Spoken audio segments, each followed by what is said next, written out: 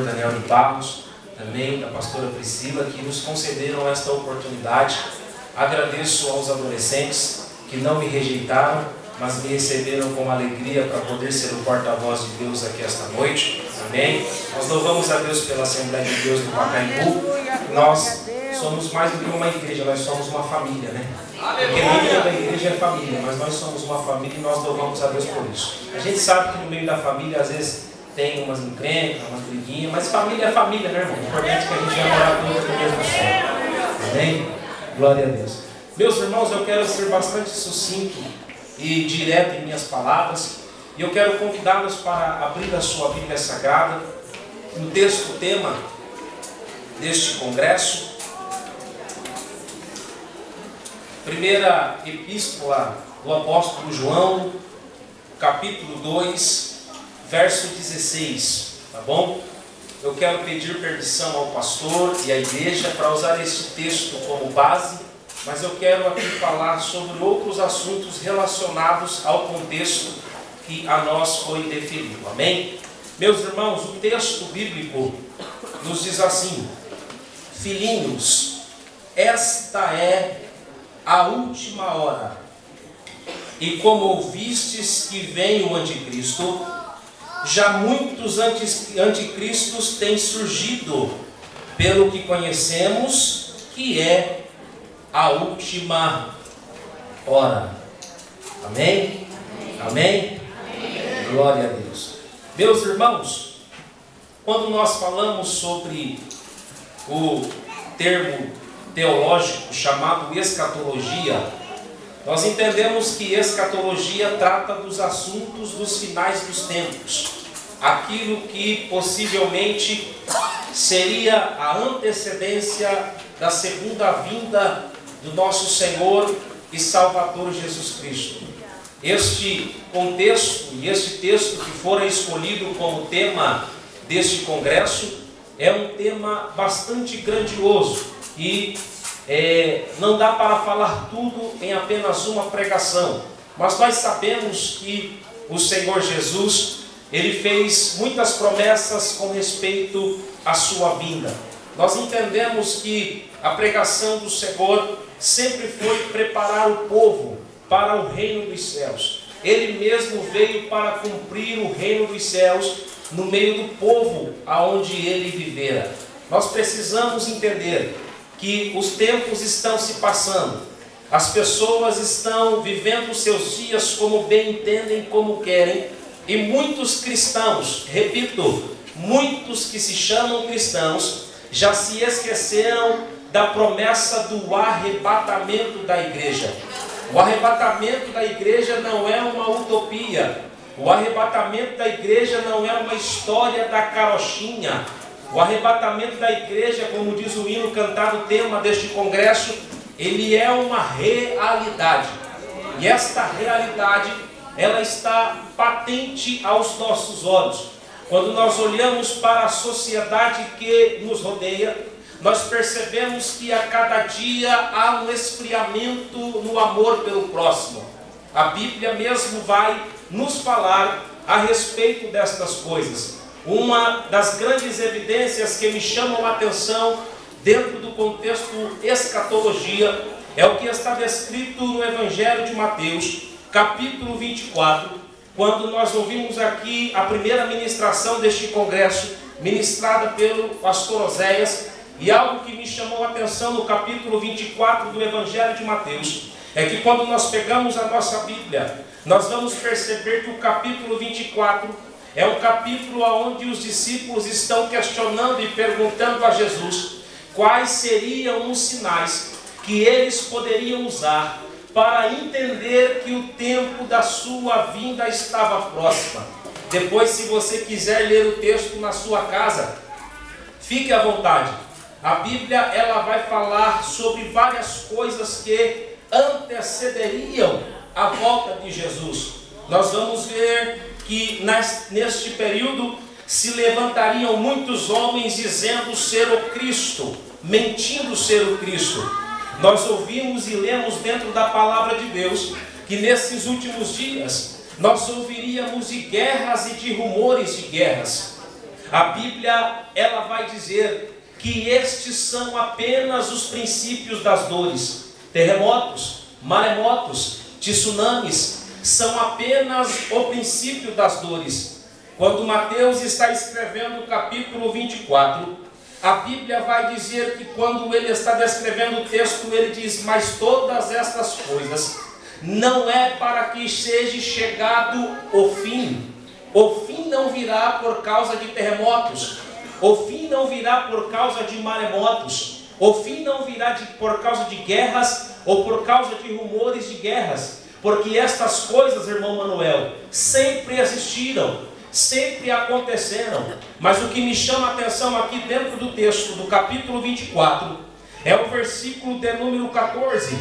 E o versículo 14 do Evangelho de Mateus, capítulo 24, é um versículo que abrange a igreja de uma forma geral. Não apenas estamos falando de placa ou de denominações, mas eu falo da igreja num corpo como um todo de Cristo nosso Senhor. O versículo 14 diz assim: e este evangelho do reino será pregado em todo o mundo, em testemunho a todas as nações. Então virá o fim. E este evangelho será pregado em todo o mundo, em testemunho a todas as nações, e então virá o fim. Queridos, uma das estratégias de Satanás para tentar impedir a volta de Jesus é fazer com que os crentes parem de anunciar o evangelho do reino. A vinda de Jesus tem uma parcialidade no teu compromisso com o evangelho. Por isso eu vim aqui para pregar esta noite, e eu vou dizer para você: quando você se cala, você está querendo impedir a volta de Jesus. Por isso que a igreja que está aqui hoje é a igreja que acredita no arrebatamento. E eu preciso dizer para você: não feche a tua boca para falar da volta de Jesus. Continue anunciando sobre a volta do Senhor Jesus. A igreja deste século é uma igreja que abre a sua boca para fazer várias coisas. Abre a sua boca para tecer comentários maldosos, para falar mal de outros. Abre a sua boca para cantar músicas mundanas, mas não tem coragem para abrir a sua boca e falar da vinda de Jesus. Não me responda esta pergunta retórica, mas se eu te perguntasse hoje para quantas vidas você falou de Jesus, eu acredito que no mínimo 3 pessoas levantariam a sua mão, porque eu quero acreditar que ainda existe uma minoria que se preocupa com o arrebatamento da igreja. Tem gente que está procurando viver bem aqui na terra e está se esquecendo que a sua vida aqui na terra é passageira. A gente não somos terrenos, nós somos celestiais. Está faltando pregar a mensagem do arrebatamento em cima dos púlpitos das nossas igrejas. Sabe por quê? Porque os pregadores da nossa sociedade estão pregando sobre carro, sobre casa e sobre dinheiro, e estão se esquecendo de preparar a igreja para se encontrar com o seu Senhor. Mas eu vou profetizar aqui esta noite, porque eu sou pentecostal até o tutano, e eu vou dizer: se os obreiros não quiserem, Deus vai levantar os adolescentes para pregar o evangelho. Se as irmãs não quiserem, Deus vai levantar as crianças para pregar o evangelho. Mas ninguém vai impedir a igreja de ser arrebatada com o Cristo Senhor. Deus conta com você para esta obra. Se você cala a tua boca, Deus é capaz de usar as pedras para proclamar o evangelho. Mas o reino de Deus não para. O reino de Deus não para. O reino de Deus não para. Jesus andou sobre esta terra, e a preocupação maioritária de Jesus era anunciar o preparo da sua igreja para o arrebatamento. É interessante quando nós falamos sobre a palavra escatologia, e nós entendemos que é o anúncio das últimas coisas. Quando nós pegamos aqui o contexto bíblico, Jesus ele sempre vai tratar a sua igreja como uma noiva, no verbo feminino. Ele é o noivo do verbo masculino e a igreja é a sua noiva do verbo feminino. Nós somos a noiva de Cristo e estamos nos aguardando, estamos nos preparando, ou já devemos estar preparados para nos encontrarmos com o Senhor e então concluirmos com Ele, entrarmos com Ele em núpcias. Ali acontecerá o relacionamento entre a igreja e Cristo. Cristo é o noivo e a igreja é a noiva. Lá no Evangelho de Mateus, capítulo 25, o Senhor Jesus vai contar uma parábola sobre um casamento. E o que é interessante, pastor Daniel, é que quando nós abrimos a nossa Bíblia no Evangelho de Mateus, capítulo 25, a Bíblia diz que Jesus vai fazer uma comparação. Jesus vai fazer uma conjectura. E ele vai dizer assim: olha, o reino dos céus será semelhante a 10 virgens que, tomando as suas lâmpadas, elas saíram ao encontro do noivo. Existem aqui dentro deste versículo duas coisas que me chamam a atenção. A primeira é que a Bíblia diz que o reino dos céus será semelhante a 10 virgens. A expressão da palavra virgem dentro da sua originalidade significa pureza. A expressão virgindade dentro da sua originalidade significa entre não em contato com o sexo oposto. E quando nós pegamos o primeiro versículo de Mateus capítulo 25, a Bíblia diz que a igreja que se prepara para o contato com o noivo, ela não tem relacionamento com outrem, porque tem muita gente que diz que é igreja, mas está se relacionando com a pornografia. Tem muita gente que diz que é igreja, mas está se relacionando antes do casamento. E eu vim aqui para pregar e eu vou dizer com a autoridade do Espírito Santo de Deus: para se encontrar com aquele noivo, tem que ser uma igreja que está se guardando aqui na terra. Não venda, não perca a sua salvação, mas se guarde para se encontrar com o noivo, o nosso Senhor Jesus. A Bíblia vai dizer que essas 10 virgens, na sua totalidade, elas pegaram as suas lâmpadas e elas saíram ao encontro do noivo. Olhe para cá, a expressão saíram aqui dentro do original significa prepararam-se. Olhe para mim em nome de Jesus. A expressão saíram aqui dentro do texto significa prepararam-se. Olhe para cá, a expressão prepararam-se me faz lembrar da minha ida até um casamento. Quando eu vou me preparar para ir para o casamento, eu pego a minha melhor roupa, eu me visto apresentavelmente. Naquela época, estas virgens que eram as damas de honra daquele casamento, elas tinham que se vestir uniformemente. Todas elas eram parecidas, todas elas se vestiam com um vestido branco. Elas estavam se preparando para se encontrar com o noivo. E eu vou dizer para alguém que entrou aqui esta noite: como é que está a tua veste para o casamento com Ele? Como é que você entrou aqui esta noite para se encontrar com Ele? Isto me faz lembrar de um grande episódio dentro da Bíblia Sagrada, lá no livro de Cantares de Salomão, quando a Bíblia diz que Salomão se disfarçou de pastor e ele desceu até o seu reinado, e ele começou a andar no seu reinado como um simples pastor. A Bíblia diz que ele avistou de longe, pastor Daniel, uma vinha que estava dentro do seu reinado. A história diz, e Meyer Birman vai contar no livro Através da Bíblia, que Salomão se direcionou até aquela vinha.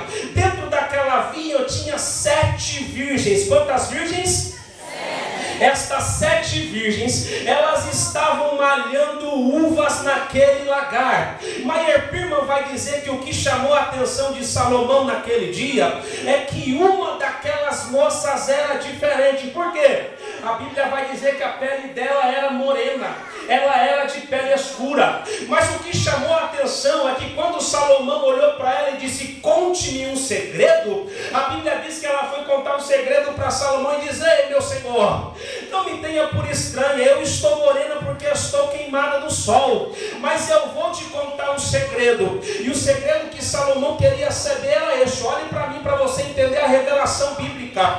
Quando ela vai contar o segredo para Salomão, Salomão pergunta para ela: como é que pode? Você está dentro de um lagar, você está malhando uva descalço, mas os seus vestidos estão brancos. E ela disse: eu vou te contar o segredo. Existe uma promessa que o rei Salomão vai sair do seu reinado, ele vai descer até a vinha e ele vai pegar estas virgens para levar para o seu palácio. Então, todos os dias no fim da tarde, eu desço até o ribeiro, eu lavo as minhas vestes no ribeiro, porque quando o meu rei chegar, as minhas vestes têm que estar brancas. Deixa eu perguntar bem alguém que está com veste branca aqui esta noite. Quem está com veste branca não se preocupa com o horário. Quem está com veste branca não se preocupa com a oratória do pregador. Quem está com veste branca já adorou a ele esta noite. Quem está com veste branca já falou em línguas esta noite. Se você não está com vestes brancas, esta noite está correndo um rio de águas vivas aqui neste lugar. Lave as tuas vestes, porque ele quer te levar para morar com ele no céu. A Bíblia vai dizer, no livro do profeta Zacarias, capítulo 3 e versículo 1, que Satanás, na sua audacidade, ele chegou diante de Deus e ele chegou para acusar o sumo sacerdote Josué. E a Bíblia vai dizer que quando ele chega para acusar o sumo sacerdote Josué, a Bíblia diz que ele diz: ei, se o Senhor não está sentindo, eu estou sentindo o cheiro de sujeira nas vestes de Josué. A expressão da linguagem original dentro da Bíblia para sujeira é a mesma que para esterco, é a mesma que para fedor de fezes. Satanás estava olhando para Deus e ele estava apontando o dedo para o sumo sacerdote. Ele estava dizendo: ei, Josué está com as vestes sujas, ele não é digno de entrar na sua presença. E eu vou simplificar para ver se você dá um glória, porque quando Deus ouviu a acusação de Satanás, Deus olhou para ele e disse: ô inimigo, se o teu problema com Josué é as vestes, anjo, vem aqui, traga uma veste nova para Josué. Eu vou profetizar, e só quem é inteligente vai pegar esta profecia. A tua veste será trocada. Pastor, mas eu não estou em pecado. Então Deus vai trocar a veste do teu filho. O meu filho não está em pecado, então Deus vai trocar a veste do teu esposo. Deus vai trocar as nossas vestes para estarmos preparados para o arrebatamento da igreja.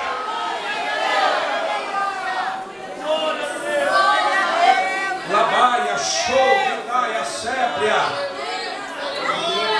Salomão vai escrever o livro de Eclesiastes, capítulo 9, versículo 8, e ele vai dar um conselho, e o conselho que ele vai dar é este: em todo tempo sejam alvas as tuas vestes, e nunca falte o óleo sobre a tua cabeça.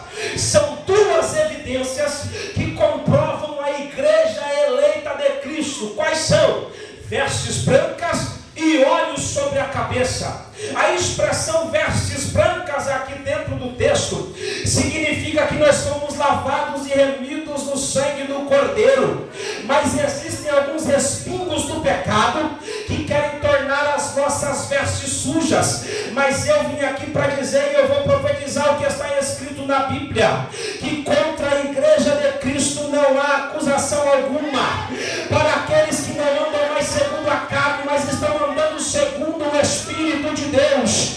Em nome de Jesus, não deixe eu pregar sozinho, não perca a sua atenção da pregação da palavra. Pegue na mão desta pessoa que está do teu lado, segure na mão desta pessoa que está do teu lado e diga para ele: eu sou pentecostal até o tutano, e eu não nego as minhas raízes. Eu estou vivendo no fogo e eu vou subir no fogo, porque o fogo também purifica, o fogo também revela. Deixa eu ver quem está no fogo do Espírito Santo de Deus aqui esta noite. Tem unção de Deus para a tua vida aqui neste lugar, tem glória de Deus para a tua vida aqui. Só vai sair daqui do jeito que entrou quem quiser, mas quem quiser vai vai receber uma porção divina neste lugar para continuar adorando e glorificando o nome do Senhor.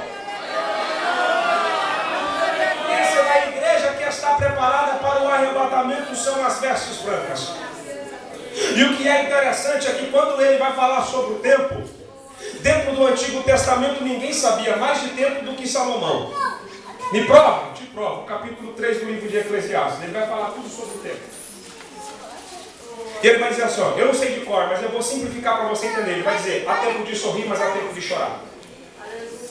Há tempo de abraçar, mas há tempo de afastar-se de abraçar. Há tempo de estar em comunhão, em conjunto, mas há tempo de estar sozinho. E ele vai dizer, há tempo para isso, há tempo para aquilo, há tempo para isso, há tempo para aquilo. Mas aqui ele vai dizer, mas independente do tempo, em todo o tempo, sejam alvas as suas vestes. E nunca falte o óleo sobre a sua cabeça. Não importa o tempo que você está vivendo, seja santificado para entrar no céu, seja santificado para ter comunhão com Deus, seja santificado pelo poder da palavra de Deus. O que é maravilhoso quando a gente pega esse contexto é que a Bíblia vai dizer que todas elas eram virgens, as suas vestes tinham que estar brancas. Elas tinham um diferencial. Por quê? Porque elas eram diferenciadas dos outros convidados. E o que é maravilhoso é que a Bíblia vai dizer que elas eram virgens e que elas tinham lâmpadas. Diga comigo, elas tinham lâmpadas. Escuta, dentro da tradição judaica, a lâmpada, naquela época, era de suma importância. Por quê? Porque naquele tempo não tinha energia elétrica como tem hoje. Então as pessoas usavam a lâmpada para clarear a sua casa, usavam uma lâmpada para andar na rua, usavam uma lâmpada para um monte de coisa. Só que a lâmpada só funcionava se tivesse azeite. Entendeu? Vou falar um negócio aqui que é só para crente que gosta de Bíblia. Se você não gosta, está perdendo o seu tempo na igreja, porque nós é a igreja da Bíblia. Esta expressão, pegaram as suas lâmpadas, foi para que elas pudessem aguardar o noivo. O que é interessante, olhe para cá, é que na tradição judaica, o homem do sexo masculino, ele tem o direito e a autoridade para se relacionar com a sua mulher em qualquer horário, quando ele quiser. Só que quando a mulher quer se relacionar com o homem, ela ia para o quarto e ela levava a lamparina. E ela deixava a lamparina acesa dentro do quarto. Quando o marido chegava e ele via que a lâmpada estava acesa, ele entendia: a minha mulher quer ter um relacionamento comigo.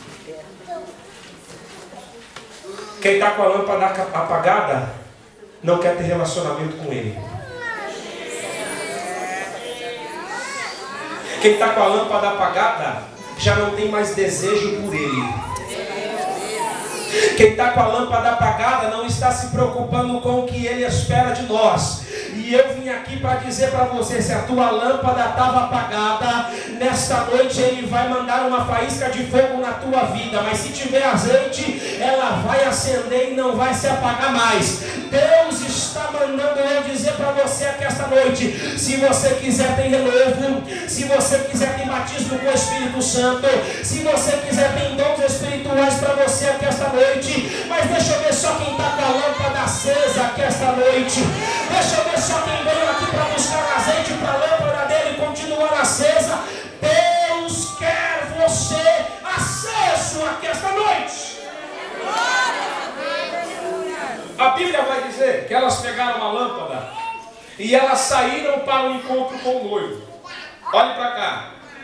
O texto vai dizer, lá no versículo de número... Os irmãos conhecem que haviam 5 loucas e 5 prudentes, que todas elas pegaram as suas lâmpadas, mas que somente as prudentes levaram azeite e reserva em suas vasilhas. E o que é interessante é que a Bíblia vai dizer, lá no versículo 5 e 6, que por causa da demora do noivo, todas aquelas virgens cochilaram e dormiram. Todas elas. Não foi 9 nem 8, foi as 10. Todas elas dormiram. Aí o texto vai dizer no versículo 6. Mas à meia-noite ouviu-se um clamor. Aí vem. Olhe para cá. Naquela tradução está escrito clamor. Mas em outras traduções bíblicas está escrito grito. Está escrito grito. Alguém aqui já ouviu uma pessoa histérica gritando?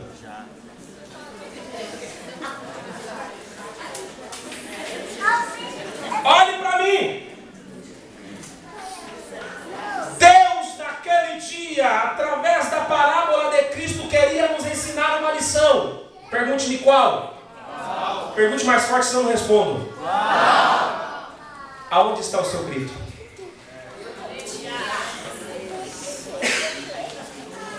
Porque há quem diga que esse grito veio através do Espírito Santo, mas o Espírito Santo não pode falar se não for através da minha ou da sua vida. Esse grito trouxe um despertamento naquelas virgens, mas esse grito só acontece se você abrir a sua boca. Quer que eu te prove? Te provo. Eu acabei de ler o texto, Mateus capítulo 24, versículo 14. E este evangelho será pregado em todo o mundo como testemunho a todas as nações. Então, depois que ele for pregado, virá o fim. Eu vou perguntar mais uma vez, aonde é que está o teu grito? Como é que você está anunciando Cristo na tua escola? Como é que você está anunciando Jesus no teu emprego? Como é que você está anunciando Jesus no ponto de ônibus? Porque tem gente que trabalha na empresa há 20 anos e o teu patrão ainda não sabe que você é crente. Tem gente que está estudando na escola, no mesmo grupo, há mais de 6 anos e os teus amigos da escola nunca ouviram falar de Jesus através dos teus lábios. Olhe para essa pessoa que está do teu lado e diga para ela, onde é que está o teu grito?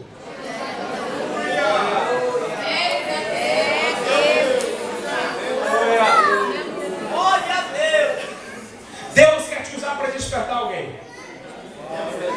Olhe para mim. Mas esse grito só tem valia quando é um grito espiritual e não carnal.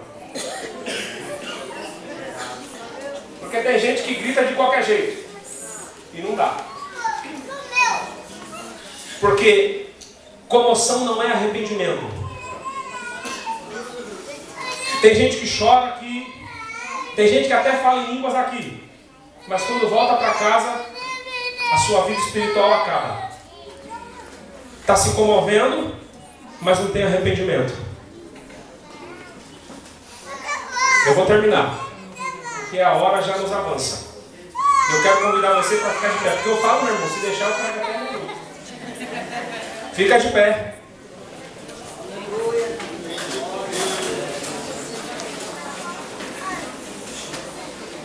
Olhe para mim. Quem faz a obra da salvação é Cristo. Quem batiza com o Espírito Santo é Jesus. Não é um pregador eloquente. Não é um pregador com voz de trovão. Quem faz é Jesus.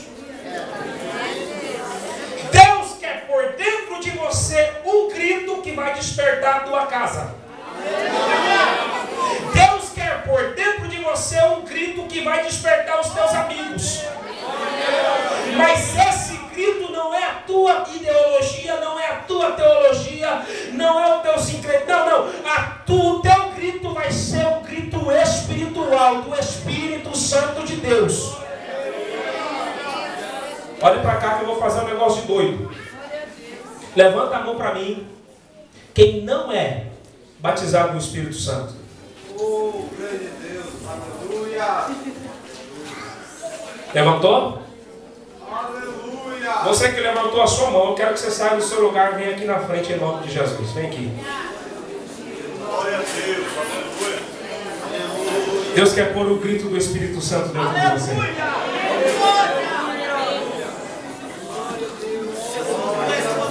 Uma das evidências da igreja do arrebatamento é que ela é cheia do Espírito Santo de Deus. Junta mais aqui, pode espremer vocês aqui. Isso.